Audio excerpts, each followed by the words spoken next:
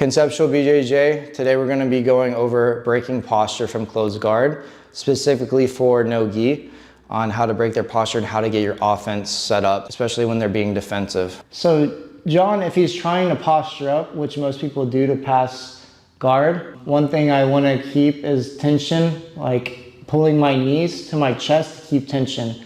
So now what's stopping him is his hands on me, right? So I need to find a way to get his hands either bent or break his grips so that I can break his posture, right? One way is a simple way to just go under his arms here as he's pushing on me. And if I just do this, he's just gonna re-grip, like as he's just gonna pummel. But if I do it while pulling it with my legs, he has to base on the mat.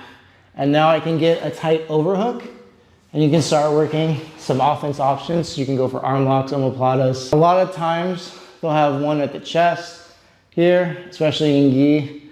Either that or they'll grab your hips. But so for this position here, I basically just have to change the angle so he's not basing on me. If I move my head and shoulders this way and pull him to my left, he doesn't have any base here. So if I pull him directly into this strong frame, especially if this arm's straight, he has a good frame here, especially if this is straight, right? I'm pulling him into the frame. It's hard to break his posture. If I just move my body this way and I'm pulling my knees down to the mat over here, he doesn't have a base or he's forced to base on the mat. Anytime he bases on the mat, you can wrap up the arm and start setting up attacks here. We'll get into that in another video, but right now we're just going to be trying to get to these offensive positions and breaking their posture. Another option I have, if I try to move aside and he just keeps repummeling, I'm not able to get him down to the mat. He's got a really good base. I'm going to try to pull in at the elbows. So almost setting up a wrist lock like we did in the other video. So I block his wrist and I start sitting up into him here like this, and see how it opens his elbow because he's trying to alleviate pressure on his wrist. So now once his elbow starts to open, I can reach through for like an arm drag. He might still be postured up here, but I'm just gonna curl my body to the side so that I can reach. I'm gonna block his wrist, sit up and pull his elbow almost like a wrist lock. I'm trapping his hand from moving like this. See how it lowers his shoulder? Now I'm gonna reach through and grab like an arm drag. Now he takes this out because of the pressure, and I can either wrap an overhook like this, where I can start controlling his posture, right? Keeping him down, or I can go straight to an arm drag from there. So as I sit up and pull his elbow in, I can block the wrist several ways. I can block with this arm and pull with this arm, or I can block and pull with this arm. I think this is a little better, or what I'm used to.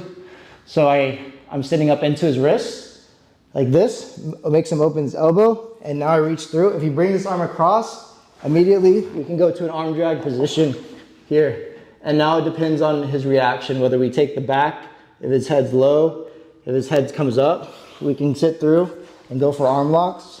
We can sit through like this, boom, arm lock. But our main goal is to weave around his hands and not try to fight through it. So we don't want to fight through his frames. I see a lot of guys like this, they're just pulling against his frames.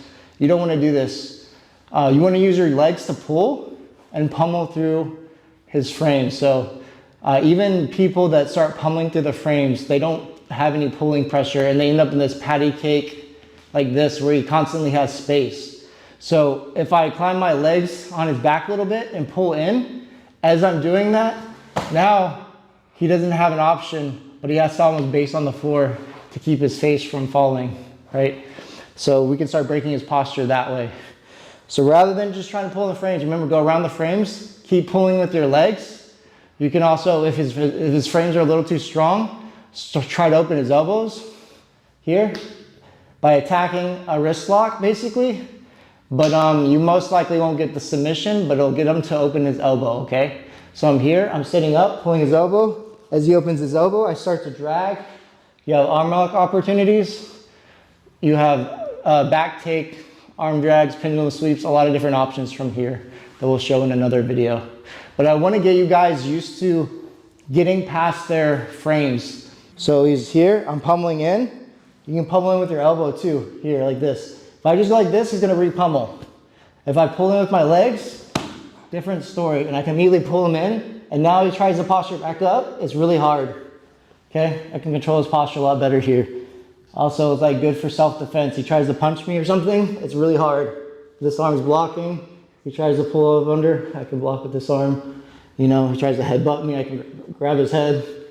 And now I have my attacks here and sit through. You have arm locks. You can go over the arm this way. A lot of different attacks you can do.